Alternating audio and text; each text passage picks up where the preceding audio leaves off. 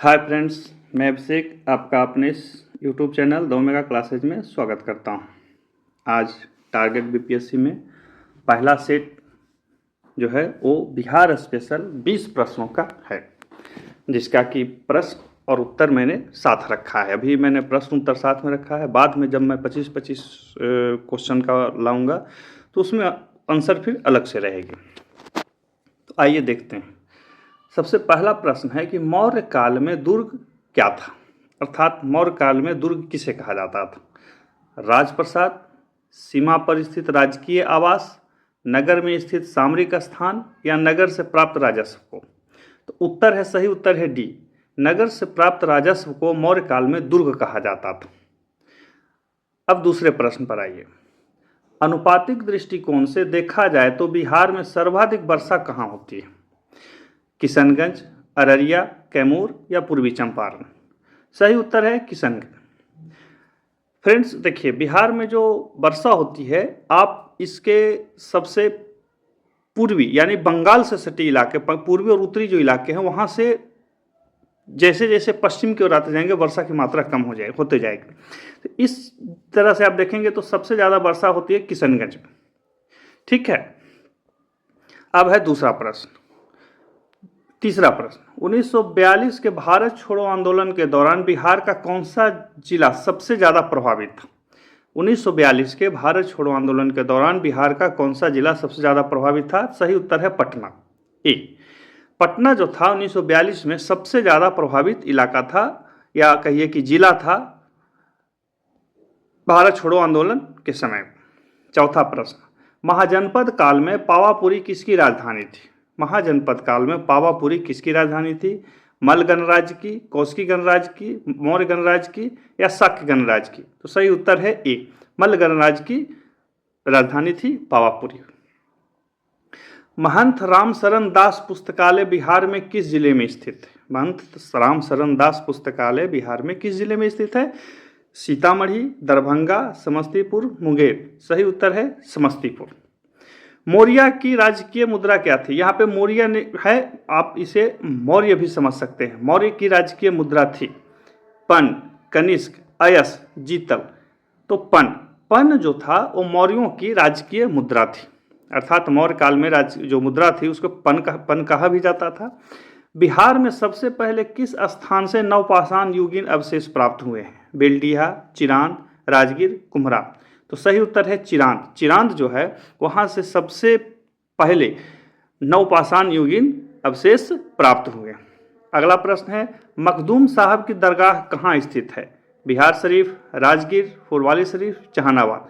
सही उत्तर है बी, मखदूम साहब की दरगाह राजगीर में स्थित है। नौवां प्रश्न है, ताना भगत आंदोलन तत्कालीन बिहार में कब प्रारंभ हुआ था? देखिए, तत्कालीन बिहार लिखा हुआ है, अर्थात उस समय के बिहार में। यदि वर्तमान में देखा जाए तो वो इलाका झारखंड में आएगा। तो तत्कालीन बिहार में ताना भगत आंदोलन कब प्रारंभ हुआ था? 1919, 1917, 1913, 1914? सही उत्तर है डी, 1914। मानसी चौड़ कहाँ है? खगड़िया, मुंगेर, भागलपुर, सहरसा? सही उत्तर है खगड़िया। खगड़िया के पास मानसी है, वहीं पे मानसी चौड़ है। बिहार में झिझिया नृत्य किस त्योहार में किया जाता है? काली पूजा, दुर्गा पूजा, लक्ष्मी पूजा, फाल्गुन में शिव विवाह के समय? सही उत्तर है बी, दुर्गा पूजा के समय। अब आप कमेंट में बताएंगे कि झिझिया नृत्य कहाँ होता है। बिहार में झरनी नृत्य से आप क्या अनुमान लगा सकते हैं? मतलब झरनी नृत्य यदि आप सुनते हैं या कोई बताता है तो आप क्या अनुमान लगाएंगे? पहला है, लक्ष्मी पूजा के समय महिलाओं द्वारा किया गया सामूहिक नृत्य। फाल्गुन मास में एक संयुक्त नृत्य का मतलब हुआ स्त्री एवं पुरुष साथ में। मुहर्रम के अवसर पर मुस्लिम समाज के द्वारा किया गया लोक नृत्य, या उपरोक्त में से कोई नहीं? सही उत्तर है सी, झरनी नृत्य का मतलब हुआ मुहर्रम के अवसर पर मुस्लिम समाज के द्वारा किया गया लोक नृत्य। ये बिहार में है। मछली बेचती हुई औरत के चित्र का संबंध बिहार के किस चित्रकला से है? मिथिलांचल कला, मंजूषा कला, पटना कलम? उपरोक्त में से कोई नहीं। तो सही उत्तर है पटना कलम। पटना कलम जो है उसी में मछली बेचती हुई औरत का चित्र बनाया गया है। ऐसे पटना कलम पर एक पूरा वीडियो मिल जाएगा हमारा, आप देख सकते हैं प्लेलिस्ट में जा करके, बिहार विशेष में। बुद्ध ने बौद्ध संघ की स्थापना कहाँ की थी, अर्थात भगवान बुद्ध ने बौद्ध संघ की स्थापना कहाँ की थी? सारनाथ, श्रवणबेलगोला, पावापुरी, राजगृह। सही उत्तर है ए, सारनाथ में भगवान बुद्ध ने बौद्ध संघ की स्थापना की थी। मौर्य काल में किराए की सेवा को क्या कहा जाता था? अतवैक, भृतक, नायक, उपरोक्त में से कोई नहीं। सही उत्तर है बी, भृतक।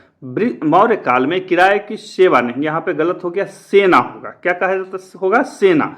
यहाँ पे सुधार करके लिखेंगे, यहाँ पे सेना कहा जाता था। क्या कहा जाता था? सेना। यहाँ पे लिखेंगे सेना, सेना। मौर्य काल में किराए की सेना को क्या कहा जाता था? ठीक है, मौर्य काल में किराए की सेना को क्या कहा जाता था? तो कहा जाता था भृतक। अगला प्रश्न है, बिहार में Arabic and Persian research institute कहाँ है? भागलपुर, पटना, बोधगया, हाजीपुर। तो सही उत्तर है बी, बिहार में Arabic and Persian research institute कहाँ है? पटना में। अगला प्रश्न, इतिहास प्रसिद्ध कलिंग की राजधानी कहाँ थी? अर्थात इतिहास में जो आप कलिंग सुनते हैं, कलिंग का युद्ध आपने सुना होगा, अशोक के काल में हुआ था, उसके पहले भी थे, उसके बाद भी थे कलिंग। कलिंग की राजधानी कहाँ थी? जगन्नाथपुरी, तोसाली, अंबा या उपरोक्त में से कोई नहीं। सही उत्तर है तोसाली। कहीं कहीं आपको मिलेगा तोसली, कहीं कहीं आपको क्या मिलेगा? तोसली। कहीं कहीं आपको क्या मिलेगी? तोसली भी मिलती है। तोसली भी कहीं कहीं मिलती है, इसको ध्यान रखेंगे, तोसली या तोसाली। ठीक है। अगला है, कोसी मेला बिहार में कहाँ आयोजित किया जाता है? अररिया, कटिहार, सुपौल, शिवहर। तो सही उत्तर है कटिहार। कटिहार में कोसी मेला आयोजित किया जाता है। बिहार में भ्रमण करने वाले मुल्ला बहबहानी कहाँ के यात्री थे? बिहार में भ्रमण करने वाले मध्यकाल में आए थे मुल्ला बहबहानी कहाँ के यात्री थे? Iraq, Iran, Afghanistan, Morocco. सही उत्तर है ईरान के। मुल्ला बहबहानी जो थे वो ईरान के थे। प्रसिद्ध कवि रामधारी सिंह दिनकर की पहली पुस्तक का नाम क्या था? आपने रश्मिरथी, कुरुक्षेत्र, उर्वशी इत्यादि कविताओं का नाम सुना होगा। उसके जो कवि, बिहार के सबसे बड़े कवियों में से एक, या यूँ कहें कि सबसे बड़े कवि रामधारी सिंह दिनकर की पहली पुस्तक का नाम क्या था? उर्वशी, प्रमाण मंत्र, रश्मिरथी या उसने कहा था। सही उत्तर है बी, उसने कहा था। तो आशा है कि ये वीडियो आपको अच्छी लगी होगी। ये 20 प्रश्न का सेट है। अब अगले वीडियो में आप अगले 20 प्रश्न को देखेंगे।